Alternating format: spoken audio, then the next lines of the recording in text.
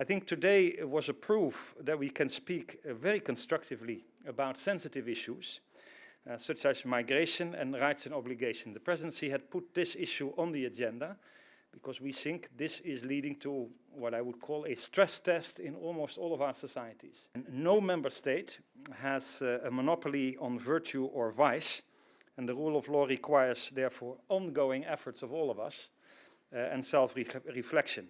First of all, we agreed that, yes, this is a fundamental issue that we also have to talk about together. It's a national sovereignty. But what happens in one country has also a consequence in other countries. You can only fulfill your rights on non-discrimination or the rights of freedom and freedom of association if there is also a package of integration. I think what came out of this discussion is that we learned from each other and that we are in the process of making a catalog of good experience how you can do this the best, from the education of imams, to the issue of education, to the issue of strengthening our social fabric, and also avoiding the stigmatization of specific communities. We also said that there are obligations, obviously, also of people who live with us in terms of respecting the rule of law, respecting issues of non-discrimination, respecting the role of women, respecting non-discrimination on the basis of sexual orientation, and so on and so forth. We made a distinction also between integration and assimilation.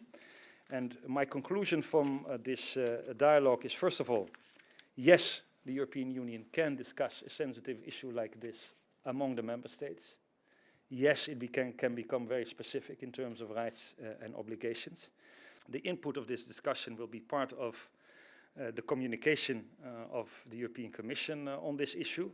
Secondly, I've asked the permanent representatives to make sure that we have clearly a list of lessons learned, so to speak, of efforts to relate rights and obligations towards our values when we talk about the issue of migrants and asylum seekers.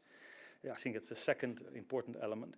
And thirdly, I've also asked, and all the ministers have asked, the Slovak presidency to also pursue this dialogue, and when they evaluate it, see also how we can strengthen it in order to clarify that when we talk about social norms and human rights, that this is also a topic that is not secondary to the European Union, but in fact is at the heart of it.